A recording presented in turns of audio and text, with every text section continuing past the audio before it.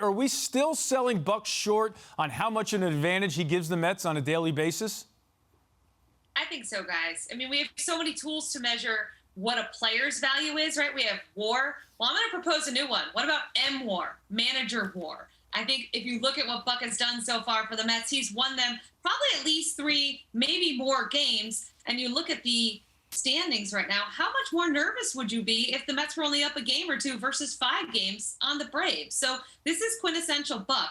He's not going to get outmanaged. And it really radiates through that clubhouse, through that whole dugout, knowing, hey, our guy is going to read the rule book front and back. Our guy's going to know the rules maybe better than the umpires, and he's just going to have a feel for the game that can't be taught. This is a guy who has spent decades on a baseball field looking for the edge, and you're seeing it now. And what I like most of all is you're also seeing his personality. You saw the players try to rip off that jacket, which, by the way, I don't think in covering him for 10 years I ever saw him without. So if they get it, it will be a huge story. I expect it to be the lead story on SNY if Buck's jacket somehow ends up being defaced on the ground. I would absolutely love that. I agree with you, Britt. I would love to see that showed some camaraderie with them trying to get his jacket off.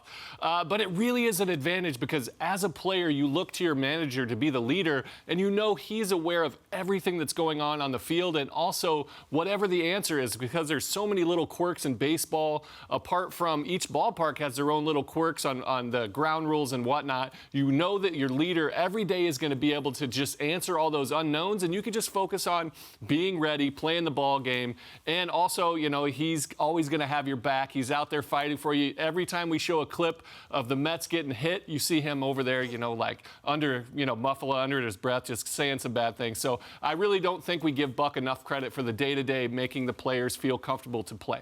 Britt said it, right? I mean, he literally knows the rules more than the umpires do. We've seen that as evidenced already in some of these games. It wasn't just the other night with the review and whatnot in Miami. Think back to Dodger Stadium earlier this year. Dave Roberts didn't know the rule. The umpires didn't know the rule. But here comes Buck. He knows the rule, of course, and it helps the Mets win baseball games here. And the players feed off of this. I mean, Jerry could speak to it, right? Knowing a manager is in total control of the game, every single facet of it. Taijuan Walker Friday night after the game, when he was meeting with the media in the clubhouse, he said, guys come up and ask me all the time, what's Buck like? And he said he knows everything. And literally he does. And that's why you feel this Mets team is in such good hands here, because somebody at the controls is really in charge of the ship. Yeah, it's pretty obvious that he now has the credibility, and he won over that clubhouse very quickly. And it was nice to see him on Saturday give some credit to the Mets video coordinator, Harrison Friedland, who's starting to become a household name to Met fans with all the work that they've been coming up with in the review game.